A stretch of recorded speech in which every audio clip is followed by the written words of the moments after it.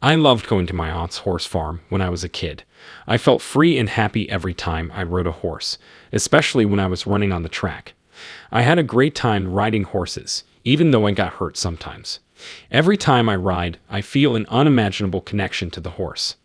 My aunt takes care of a lovely horse farm. Going to see so many different kinds of animals besides horses made me love nature even more. Even though the horse farm was muddy that Sunday afternoon because of heavy rain a few days before, my friend and I were not hurt. We were still determined to ride horses. At the horse farm, I said hello to my aunt and chose a gray horse. I skillfully jumped on the horse's back and ran 2 laps around the farm. I want to try a higher jump, I told my sweetheart as we jumped over the holes. Told me to stay safe, and I agreed. I was so excited to get over the obstacles and run as fast as I could. I was suddenly told to slow down by something. I didn't pay attention to the speaker because I thought I could handle anything. The horse fell asleep, and I lost his attention. I tried to tighten the reins, but it was too late. When I lost my balance, my body fell forward, and my head hit the floor hard. It became clear to me how stupid and cocky I was. I passed out because my dizziness was so bad. Everything became cloudy, and I lost awareness, disappearing into the night. I stood there in the dark for a while before I felt a strong force push me up. I opened my eyes and was shocked to see that I was still where I was. It looked like I had died there. Because I was so shocked, I thought I was in a nice dream. My mind and body did not feel the same. Everyone knew that voice. From behind, I heard someone say, "Come on, we need to leave this place." I saw a little boy when I turned around. In fact, more like an angel. He had a nice face and looked about 10 years old to me. His robe was white and had flowers and gold on it. His golden hair and clear feather wings sparkled like the sun.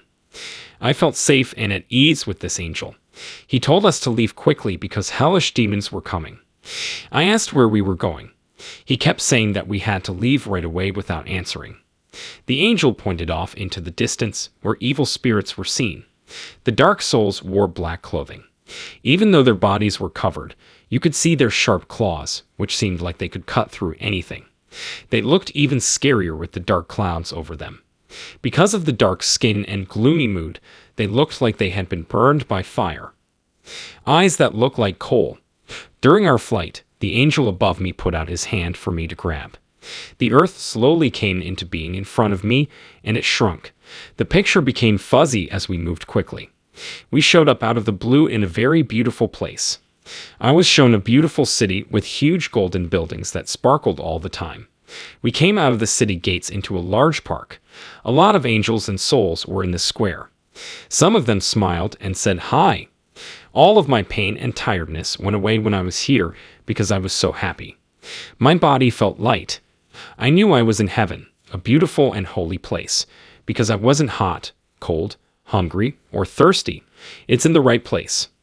While he was going, the angel told me that other people needed help. After I thanked the angel, he was gone. As I walked into a room, 2 old guys walked in. They looked like they were wearing strange old clothes. A big book was sitting on the table in front of them. "Why are you here?" was a serious question asked of me. "Why don't you go down?" He said some things that scared and confused me. "Are you saying I should be down there?" I asked while shaking. I thought he was telling me I would be damned. Everyone laughed at how confused I looked. One of them took out a big book with names in it. The list he said was the list for the day didn't have my name on it. I didn't get what he meant. As he turned the pages, I was shocked to see my name in the book. They smiled and told me it wasn't my time to return to Earth. I was interested in what they meant by that, though. As I looked at them, I didn't know what to say. After I paused, I asked, "Can I stay?" He said, "You must go back. You are part of God's plan." I didn't understand where I fit into God's plan. Another question is, how will you send me back? A very old man said, "We will take you to Jesus.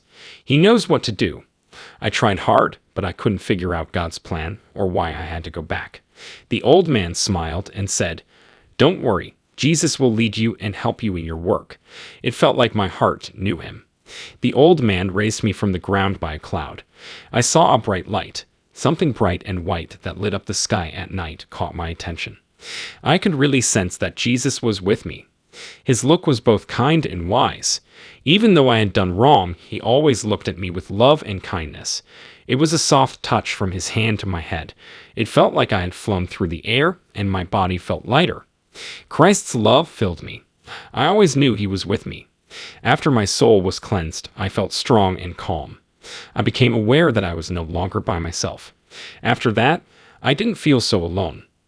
I felt like time and space didn't exist. I was one with everything. Jesus told me to sit with him while he held my hand so I could feel his strength and love.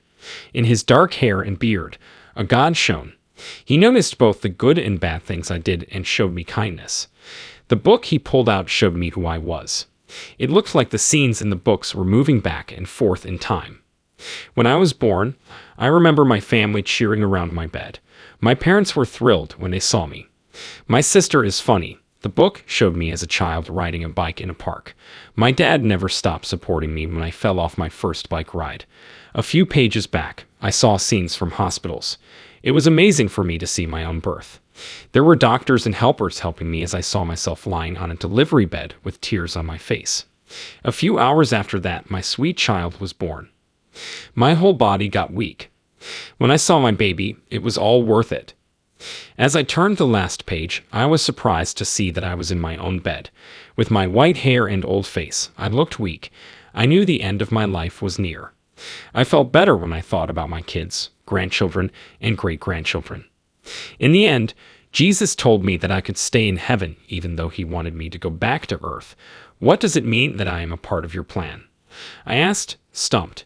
He helped me figure out why I was put on this earth. And after giving it some thought, I chose to go back. He said, when you return to earth, you will have a healthy body again. I suddenly felt a strong, warm energy coming from him. I could love anyone, anywhere. It looked like I was in a dark cave that would never end. Outside the cave, there was light. When I looked, I saw real people and places in a world I knew. I knew Jesus was with me even though he wasn't there. I became aware that I was back on earth. The trip back was longer than the trip to heaven, but not as long. When I slowly opened my eyes, the sun was shining again.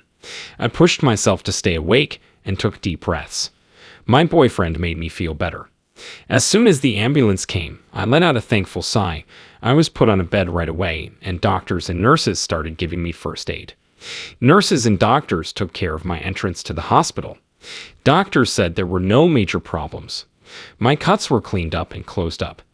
After doctors put bandages on my cuts, they told me to take it easy for a few days. When the parents got to the hospital, their worry was clear. I told them I was fine, and my only need was a few days off. It's been 8 years now. There is still a scar on my forehead. Every time I look in the mirror, that amazing event comes back to mind. That changed the course of my life. I like things and people these days. Jesus taught me about love, life, and going after my dreams.